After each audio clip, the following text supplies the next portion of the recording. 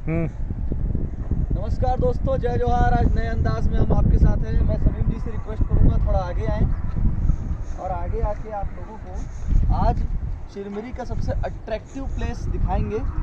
हम लोग यहाँ देख रहे हैं, ये है बरतुंगा ओपन कास्ट माइंस। ठीक है, आप सभी जानते हैं चिरमिरी एक कोल एरिया है, कोलरी एरिया है, जहाँ से कोयले का उत्खनन होता है। ठीक है, तो ये जो आपको दृश्य दिख रहा है, ये एक ओपन कास्ट माइंस होती है। समीम जी उधर दिखाएंगे, वो डंपर जा रही है, जो देखिए वो डंपर जा रही है, वहाँ पर जो डंपर उसको दिखाइए, देख पा रहे होंगे। वहीं से कोयला खोदा जा रहा है और यहीं से फिर कोयले की खुदाई करके सीधे लेके जाते हैं। तो दो प्रकार की माइंस है, एक अंडरग्राउंड और ये वाली क्या कहलाती है, ओपन कास्ट माइंस कहलाती है। समीम जी पॉज करिए, अब वीडियो स्टार्ट करेंगे। थोड़ा ऑन हो, हाँ चलिए थोड़ा पास ले आएंगे क्या समीम जी, थोड़ा सा और फेस को जूम कीजिए। आया? चलिए, तो भाई नए अंदाज में काम करना चाहिए। रोज़ रोज़ एक ही तरीके से बोर हो जाते हैं हम लोग, है ना। तो आज का करंट अफेयर्स बिना विलंब के स्टार्ट करते हैं। कल की न्यूज़ का डेवलपमेंट आगे बढ़ेगा। रूस ने यूक्रेन के ऊपर हमला कर दिया। फाइनली क्या है, हमला किसको बोलते हैं? हमारी सीमा जो है, हमारा बॉर्डर जो है किसी देश के साथ लगता है, मतलब बॉर्डर के उस पार दूसरा देश अगर बॉर्डर पार करके इस तरफ आ गया, मतलब उसने हमारे ऊपर हमला कर दिया। अगर इस टेक्निकल दृष्टिकोण से देखें तो रूस ने यूक्रेन के ऊपर हमला कर दिया। और इसको और अच्छे से समझें तो यूक्रेन का जो पूर्वी हिस्सा है, उस दिन आपको मैप दिखाया था मैं, यूक्रेन बीच में पड़ता है, उसके पूर्व की तरफ पड़ता है रूस और उसके पश्चिम की तरफ पड़ता है यूरोप। ठीक है, तो यूक्रेन का जो पूर्वी इलाका है, जो रूस से लगा हुआ है, वहाँ रूसी भाषा बोलने वाली जनसंख्या रहती है। और वहाँ के दो इलाके हैं, यूक्रेन के दो इलाके जो अभी यूक्रेन देश में पड़ते हैं, नाम है डोनेस्क और लुहांस्क। इन दो इलाकों का नाम आप याद रखेंगे, डोनेस्क और लुहांस्क। अब ये क्यों इम्पोर्टेंट है? क्योंकि डोनेस्क और लुहांस्क में रूस ने अपनी सेना भेज दी है और वहाँ के विद्रोहियों को समर्थन करके रूस ने उनको यूक्रेन से स्वतंत्र घोषित कर दिया है। ये बहुत ही बड़ा कदम है। जो विश्लेषक हैं, जो विद्वान हैं, वो बोलते हैं कि वर्ल्ड वॉर 2 के बाद पहली बार ऐसा हुआ है कि किसी देश ने प्रत्यक्ष किसी देश के ऊपर सेना भेज दी और ये वॉर हो सकता है एक बहुत बड़े युद्ध या इवन न्यूक्लियर वॉर की तरफ बढ़ जाए। इसकी गंभीरता को देखते हुए यूएसए ने रशिया के ऊपर आर्थिक प्रतिबंध लगा दिए हैं। जैसा कि यूएसए करता है, विश्व का 25% जीडीपी किसके पास है? यूएसए के पास है। जर्मनी ने भी रिटेलिएट किया। बहुत दिन से जर्मनी के ऊपर प्रेशर आ रहा था कि जर्मनी और रूस के बीच जो नॉर्ड स्ट्रीम 2 गैस पाइपलाइन जा रही है, क्या बोला मैंने? नॉर्ड स्ट्रीम 2 गैस पाइपलाइन, तो इस गैस पाइपलाइन के काम को बंद करे। लेकिन जर्मनी इसको बंद इसलिए नहीं कर रहा था क्योंकि जर्मनी एक बहुत ही गंभीर ऊर्जा संकट से जूझ रहा है। लेकिन ये स्थिति इतनी गंभीर है कि जर्मनी ने आज नॉर्ड स्ट्रीम 2 पाइपलाइन के काम को बंद कर दिया, रोक दिया उसको। इस पाइपलाइन में रूस से गैस की सप्लाई जर्मनी को की जानी थी। मतलब ये रूस की अर्थव्यवस्था के लिए बहुत मजबूती देने वाला था। ठीक है, तो याद रखेंगे, जर्मनी और रूस के बीच चल रही थी नॉर्ड स्ट्रीम 2 गैस पाइपलाइन योजना, इसको रोक दिया गया है। और क्या इम्प्लीकेशंस होंगे इसके? सबसे बड़ा इम्प्लीकेशन होगा, तेल के दाम बढ़ जाएंगे। तेल का मतलब कच्चा तेल या क्रूड ऑयल, पेट्रोलियम, जिससे हम लोग पेट्रोल और डीजल बनाते हैं। पहले कच्चा तेल निकालते हैं, जैसे मैंने आपको आज ये कोल माइंस दिखाया। इसी कोल माइंस की तरह तेल के कुएं होते हैं अरब देशों में, सऊदी अरब, ईरान, ठीक है, कुवैत, यमन, ये जो देश हैं, यहाँ तेल के कुएं होते हैं। तो पहले क्या होता था, इन खाड़ी देशों के ऊपर हर महाशक्ति अपना नियंत्रण रखना चाहती थी। पहले ब्रिटेन, उसके बाद अमेरिका और रूस। आप देखेंगे जितने भी देश जहां आज के समय में जो वर्ल्ड में वॉर थिएटर बने हुए हैं, जहां पर ह्यूमन राइट्स का उल्लंघन हो रहा है, युद्ध हो रहा है, जैसे आप देख लीजिए लीबिया हो गया, सीरिया हो गया, इराक हो गया, ईरान हो गया, ये सारे ऑयल रिच एरिया हैं। और यहाँ पर नियंत्रण रखने के लिए बड़ी बड़ी महाशक्तियाँ क्या करती हैं, इनमें युद्ध कराते रहती हैं, यहाँ पर अपना नियंत्रण बनाने का प्रयास करती हैं। तो क्या होता है कि तेल बड़ा महत्वपूर्ण है। अब रशिया खुद तेल का बहुत बड़ा सप्लायर है। अगर रशिया के ऊपर सैंक्शन लगाया जाएगा तो तेल का संकट विश्व में आएगा और तेल के दाम जो है वो अप्रत्याशित रूप से बढ़ जाएंगे। और जब कच्चे तेल के दाम बढ़ते हैं तो पेट्रोल और डीजल का दाम भी बढ़ता है। ठीक है, आगे चलते हैं। एक बात इसी में महत्वपूर्ण है, होता क्या है कि क्रीमिया के बारे में मैंने आपको पहले वीडियो में बताया था। रूस ने 2013 में, कौन से साल में? 2013 में, ठीक है, रूस ने 2013 में क्रीमिया को हथिया लिया था। तो क्रीमिया पहले किसका पार्ट था?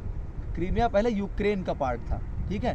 क्रीमिया यूक्रेन के दक्षिण में आता है और अभी जो एरिया उसने कैप्चर किया है दोनेस्क और लुहांस्क, ये एरिया जो है ये पूर्वी साइड में आता है यूक्रेन के। अगली न्यूज़ की तरफ चलते हैं। कोविड टीकाकरण, आप जानते हैं कि 18+ टीकाकरण में देश ने विश्व में बहुत अच्छा परफॉर्मेंस दिखाया है और पूरी आबादी को हमने पहला टीकाकरण दे दिया और 60% आबादी को सेकेंड डोज भी दे दिया। लेकिन जो 15 से 18 साल का टीकाकरण है, जो 15 से 18 साल के टीनेजर्स का टीकाकरण है, उसमें हम केवल 40% कर पाए हैं, ठीक है। इस न्यूज़ में से मैंने निकाला कि जो कोविड का टीकाकरण है उसके बारे में थोड़ी अपन चर्चा कर लेते हैं। ये भी डेवलपिंग न्यूज़ है तो पूरी चर्चा हम एक साथ नहीं करेंगे। ध्यान रखिएगा, मैं आपको किसी भी न्यूज़ के एकदम डिटेल में नहीं ले जा रहा हूँ, क्योंकि मैं नहीं चाहता एक ही दिन में पूरा नॉलेज दे के आपको मैं बोर कर दूँ।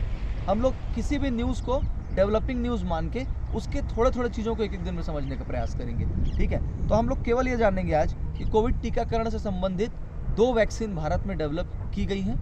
एक है कोविशील्ड और एक है कोवैक्सीन, ठीक है। तो पहले कोविशील्ड की चर्चा करते हैं। कोविशील्ड इंग्लैंड में डेवलप की गई वैक्सीन है, जिसको भारत में केवल मैन्युफैक्चर या उत्पादन किया जा रहा है। इसका फॉर्मूला कहाँ बना, इसका साइंटिफिक रूप से विकास कहाँ हुआ, ये ब्रिटेन में हुआ। तो कोविशील्ड को किसने बनाया? ऑक्सफोर्ड एस्ट्राजेनेका ने बनाया। क्या बोला मैंने? ऑक्सफोर्ड एस्ट्राजेनेका, ठीक है। तो ऑक्सफोर्ड है ब्रिटेन की यूनिवर्सिटी, यूनाइटेड किंगडम ब्रिटेन की, और एस्ट्राजेनेका है एक स्वीडिश कंपनी, ठीक है। तो ऑक्सफोर्ड यूनिवर्सिटी का रिसर्च एस्ट्राजेनेका कंपनी के साथ मिलके ऑक्सफोर्ड एस्ट्राजेनेका ने बनाया कोविशील्ड, और उसका उत्पादन किसने किया? सीरम इंस्टीट्यूट पुणे, ठीक है। सीरम इंस्टीट्यूट का मुख्यालय कहाँ है? पुणे, और इसके मुखिया है आधार पूनावाला, ठीक है। इनके पिताजी का नाम था साइरस पूनावाला, बड़े फेमस व्यक्ति थे। अब दूसरी वैक्सीन है कोवैक्सीन। कोवैक्सीन जो है वो भारत में निर्मित वैक्सीन है। इसको बनाया है भारत बायोटेक ने, जो है हैदराबाद में बेस्ड। याद रखेंगे, सीरम इंस्टीट्यूट कहाँ है? पुणे में, और भारत बायोटेक कहाँ है? हैदराबाद में। भारत बायोटेक का साथ दिया इसमें ICMR और NIV, ठीक है। तो ICMR का full form Indian council of medical research, और NIU का नेशनल इंस्टीट्यूट ऑफ वायरोलॉजी, ठीक है। नेशनल इंस्टीट्यूट ऑफ वायरोलॉजी, ये नेशनल इंस्टीट्यूट ऑफ वायरोलॉजी भी है पुणे में, ठीक है। तो यहाँ कंफ्यूज नहीं होंगे, कोवैक्सीन बनाई भारत बायोटेक ने, इसका साथ दिया ICMR और NIV ने, ठीक है। और कोविशील्ड बनाई ऑक्सफोर्ड एस्ट्राजेनेका ने। इसको उत्पादन करने के लिए हमने कहाँ उत्पादन किया? इसका पुणे में सीरम इंस्टीट्यूट के लैब में किया, ठीक है। अच्छा, एक महत्वपूर्ण बात क्या होती है, कोवैक्सीन जो है वो इनएक्टिव वायरस से बनी वैक्सीन है, ठीक है। याद रखिएगा, कल मैं आपको बताया भी था, कोवैक्सीन जो है इनएक्टिव वायरस से बनी वैक्सीन है, जबकि कोविशील्ड क्या है? कोविशील्ड जो चिंपांजी में एडिनो वायरस जो प्राप्त होता है, कौन सा वायरस? Adeno virus. ये एडिनो वायरस चिंपांजी में मिलता है, उस चिंपांजी के एडिनो वायरस से बनी है कोविशील्ड वैक्सीन। इसमें बेसिक अंतर क्या है? कोविशील्ड वैक्सीन जो है वो केवल और केवल स्पाइक प्रोटीन से अपने को बचाती है, ठीक है। कोरोना के शुरुआती वेरिएंट्स में स्पाइक प्रोटीन पाया जाता था, ठीक है, और उसके बाद के जो वेरिएंट हैं उसमें दूसरे फीचर्स भी हैं स्पाइक प्रोटीन के अलावा। तो जो कोवैक्सीन है वो आने वाले वेरिएंट्स के लिए भी असरदार है, जबकि कोविशील्ड उसकी तुलना में कम असरदार है। इसीलिए मैंने आपको बताया था कि कोवैक्सीन को अब अमेरिका अडॉप्ट करने का प्लान कर रहा है, ठीक है। आगे बढ़ते हैं अगली न्यूज़ की तरफ। ऋचा घोष नाम की एक हमारी फीमेल क्रिकेटर हैं, महिला क्रिकेट टीम की खिलाड़ी हैं, जिन्होंने न्यूजीलैंड के खिलाफ 26 गेंद में अर्धशतक मारा है। अर्धशतक मतलब 50 रन्स, ठीक है, 50 रन। तो 26 गेंदों में 50 मारा किसने? ऋचा घोष ने, ठीक है। इंडियन वुमेन क्रिकेट टीम का कप्तान कौन है? मिताली राज, ठीक है। 39 ईयर्स की हैं, विश्व में सबसे ज़्यादा वनडे रन बनाने वाली महिला है कौन? मिताली राज, ठीक है। ये इंडियन क्रिकेट टीम की कप्तान है।